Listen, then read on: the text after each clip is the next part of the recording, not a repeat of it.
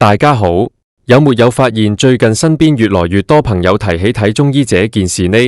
以前大家可能覺得頭暈身慶，第一時間就是落街找個西醫診所，或者去公立醫院排急症。但今時今日，風向真的變了，特別是自從位於將軍澳百勝角那邊那間萬眾矚目的香港中醫醫院正式投入服務之後，那邊簡直成了全城熱話。我不時都聽到有街坊問：喂，那間新醫院怎樣去啊？聽講收費有資助，是不是真的有免費酬拿？甚至有人說那裏現在已經變成熱門醫院，預約都要講技巧。其實不單只是這間大醫院，我們香港原本在18區其實一早就已經布下了天羅地網式的中醫診所網絡，只是很多人甚至住了幾十年都不知道，原來自己屋企樓下就有價廉物美的政府資助中醫服務。既然大家對這個話題這麼有興趣，又關乎到大家的健康和荷包，今集我就同大家來一個超級詳細的中醫求診全攻略。我們不單只會講那是怎樣的一間醫院，更加會教你怎樣用盡政府的資源。無論你是什麼年紀、什麼身份，看完這條片，你就會知道怎樣在香港最精明地看中醫。首先，我們當然要將焦點放在最近最紅的香港中醫醫院身上。這間醫院之所以這麼轟動，是因為它不僅僅是一間普通的診所，它是香港第一間由政府出資興建，然後委託非牟利機構去營運的中醫醫院。營運方是誰呢？就是大家都好熟悉的香港浸會大學。這間醫院的選址在將軍澳百勝角路，環境非常清幽，很適合調理身體。你試想一下，以前我們看中醫，很多時候都是在一棟唐樓或者商場的小鋪位，醫師把完脈就找藥走人。但這間中醫醫院是完全不同層次，它是具備現代化設施的智慧型醫院。講到這裏，大家最關心的肯定是哪裏看病貴不貴先，這就是重點了。這間醫院的服務模式分為兩大類，第一類是政府資助服務，第二類是市場導向服務。簡單來說，就是有分公家和私家，而在這兩者之間的比例，大約是65%是政府資助，35%是私家服務。這意味着什麼呢？意味着絕大部分的市民進去都有機會享受到由政府補貼的價錢。如果你是看政府資助的門診，收費標準其實是參考現在醫管局轄下的專科門診收費。換句話說，價錢是非常親民的，絕對不是大家印象中名醫那種動不動就幾千蚊落樓的價位。而且這間醫院不單只有門診，它還有住院服務。這對於很多需要長期調理，例如中風康復、痛症管理，甚至是癌症舒緩治療的病人來說，簡直是天大的喜訊。以前中風病人想做針灸康復，可能要家人推着輪椅，頻頻撲撲去私家診所。現在是可以直接住院，有專業的護理人員看顧，早晚都有醫師跟進，那個康復的質素自然高好多。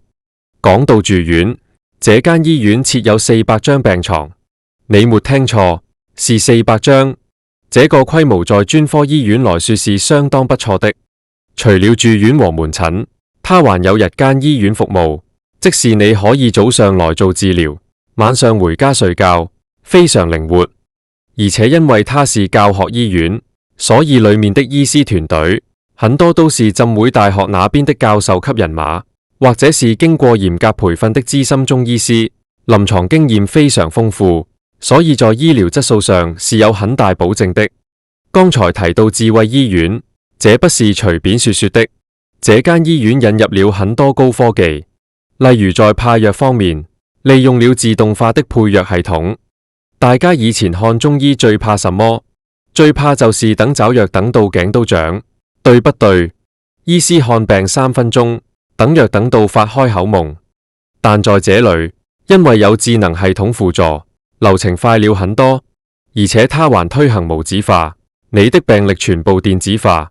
如果你本身在醫管局有看西醫，通過醫健通這個系統，這邊的中醫師是可以經過你同意後，看到你的西醫病歷和吃藥記錄。這一點超級重要，因為很多老人家本身有吃血壓藥、糖尿藥，如果中醫師不知道，開了些藥性相衝的中藥就不好了。現在有了這個互通機制，中西醫協作就變得更加安全、更加有效。這就是為什麼我說它是熱門醫院，因為它真的解決了很多以前中醫求診的痛點。咁你會問，咁好嘅醫院係唔係咩病都睇？呢間醫院主打6大專科服務，包括內科、外科、婦科、兒科、骨傷科，仲有針灸科。除此之外，佢仲有特定嘅疾病中心，專門針對一啲香港常見或者難搞嘅病，例如中風後康復、腫瘤復康，仲有長期痛症。如果你或者屋企嘅長輩長期受坐骨神經痛、50肩呢啲問題困擾，又唔想做手術，或者做咗手術想好得快啲，呢度提供嘅綜合治療方案其實係非常值得考慮嘅。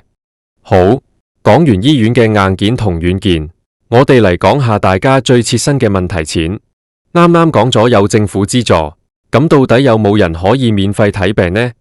答案係有嘅，呢一點真係要聽清楚，特別係如果你身邊有基層嘅朋友或者老人家。根據政府嘅政策，如果你係綜合社會保障援助，即係我哋俗稱綜援嘅受助人，你喺呢間中醫醫院接受政府資助嘅服務時，費用係可以獲得豁免嘅。呢個同而家去公立醫院睇急症或者門診嘅機制係一樣嘅。呢個對於經濟有困難嘅朋友嚟講，係一個非常重要嘅保障。你可以享受到最頂尖嘅中醫治療，但唔需要擔心負擔唔起醫藥費。另外，對於75歲或以上嘅長者，如果你本身係領取高額長者生活津貼呢類人士，雖然未必係全免，但喺某啲項目上，政府可能有唔同嘅資助計劃，或者可以用醫療券。講到醫療券，呢間中醫醫院係完全接受長者醫療券嘅。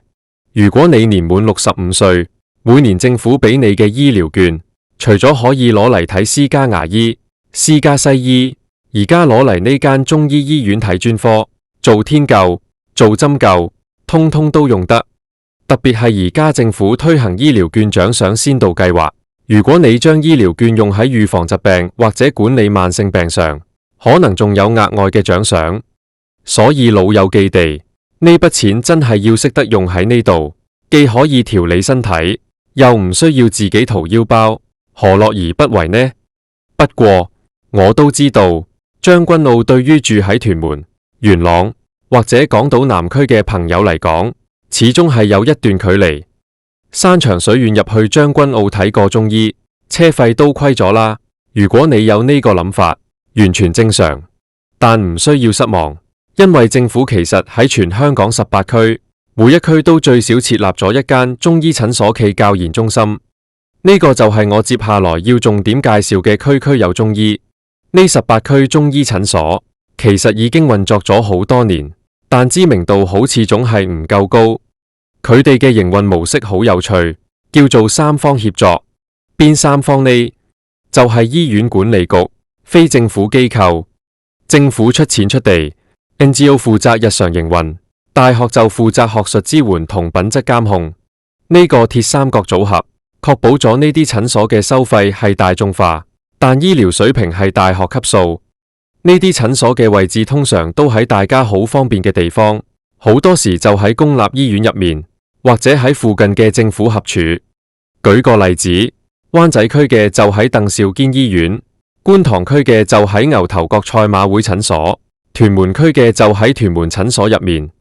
基本上你住嗰一區，總有一間喺你左近。咁呢啲18區診所收費點呢？佢哋同樣有提供政府資助中醫門診服務。注意啦，呢個資助服務係需要預約嘅，而且有名額限制。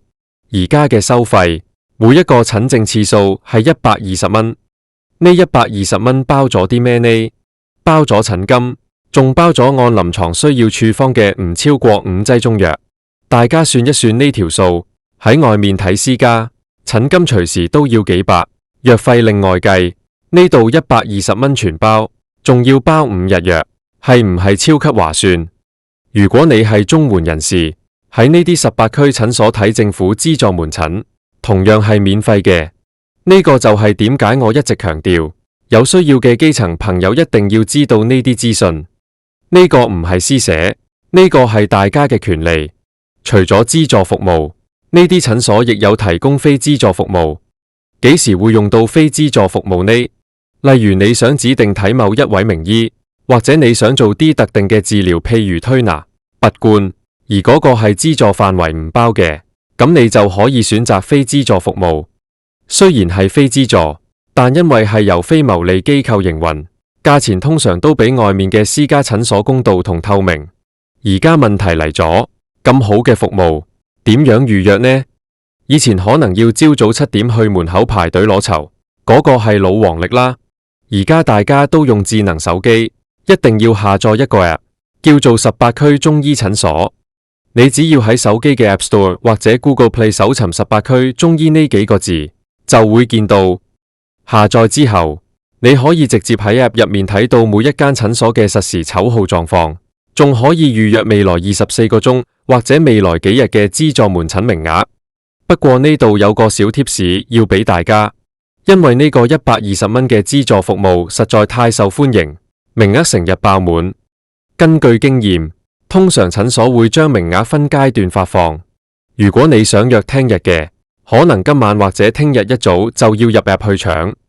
呢個有啲似搶演唱會票，但為咗健康同省錢，花少少時間係值得嘅。而且電話預約系統亦都係一直運作嘅。對於唔太識用智能手機嘅老人家，打電話去每一區診所嘅專線一樣可以預約。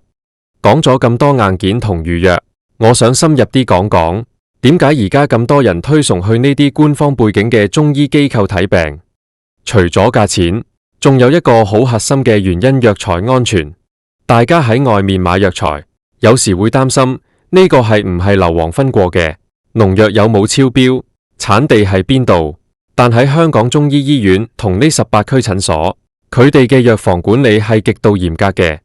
所有嘅中藥材，無論係飲片定係顆粒，都要經過多重檢測，確保重金屬、農藥殘留符合香港法例甚至更高嘅標準。而且而家呢18區診所，大部分都提供中藥顆粒，即係我哋俗稱嘅藥粉。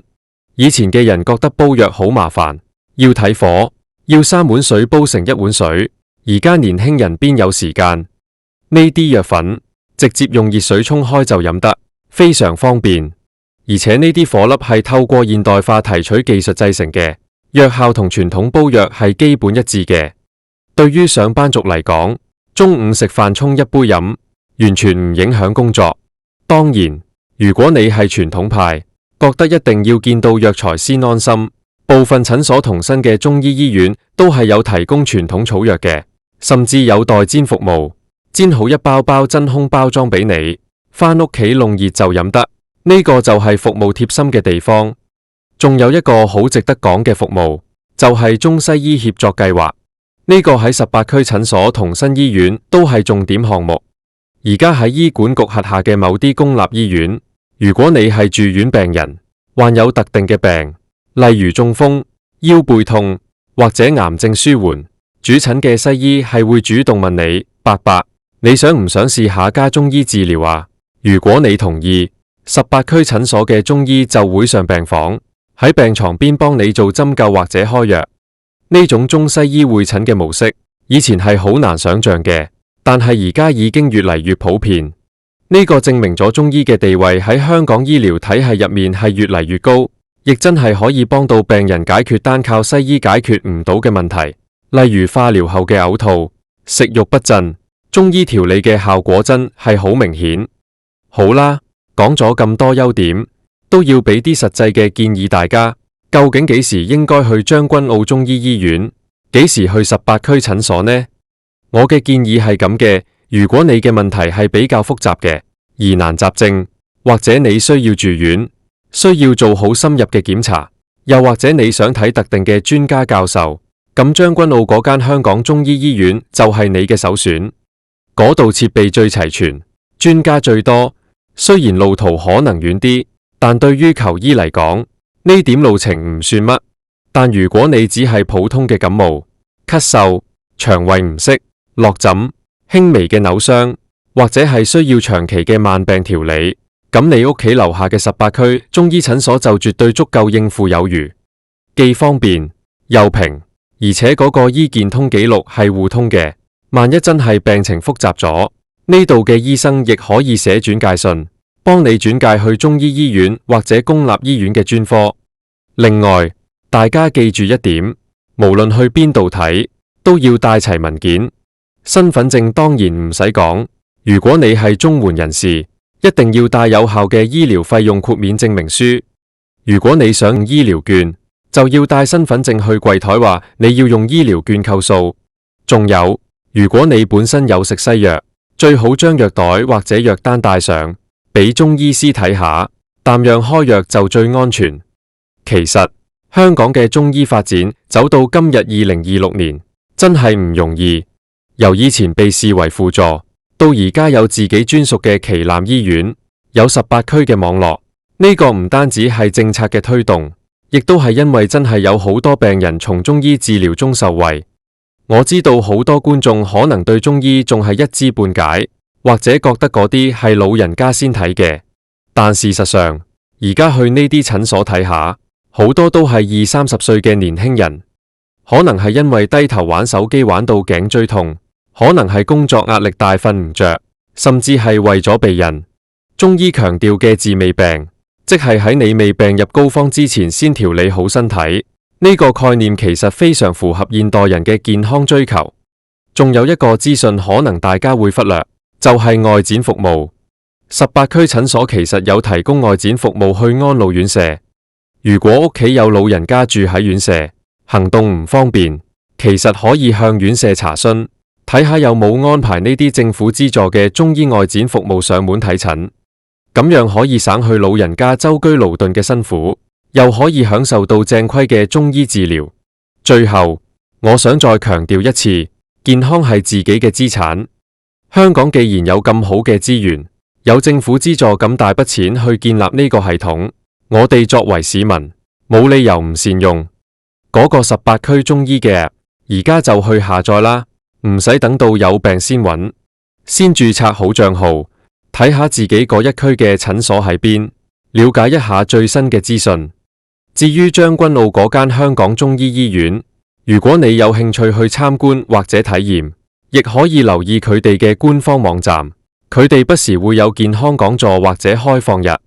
就算唔係去睇病，去了解一下呢間糅合咗傳統智慧同現代科技嘅建築，都係一件好唔錯嘅事。嗰度嘅環境設計加入咗5行概念，有藥用植物園，空氣都特別好。當係去一個健康景點行下都值得。總括嚟講，無論係將軍澳嘅旗艦醫院，定係遍布全港嘅18區診所，而家睇中醫嘅選擇比以前多好多，透明度高好多，保障亦大好多。120蚊睇一次醫生連藥，綜援免費，長者有醫療券，呢個喺今時今日物價飛漲嘅香港，真係難得嘅良心價。希望今集咁詳盡嘅分享，可以幫到大家打破對睇中醫嘅舊有觀念，亦可以幫大家省到錢，省到時間。記得有病當然要睇醫生，但更重要嘅係平日嘅保養。中醫常講正氣存內，邪不可干，只要身體底子打得好，病痛自然少。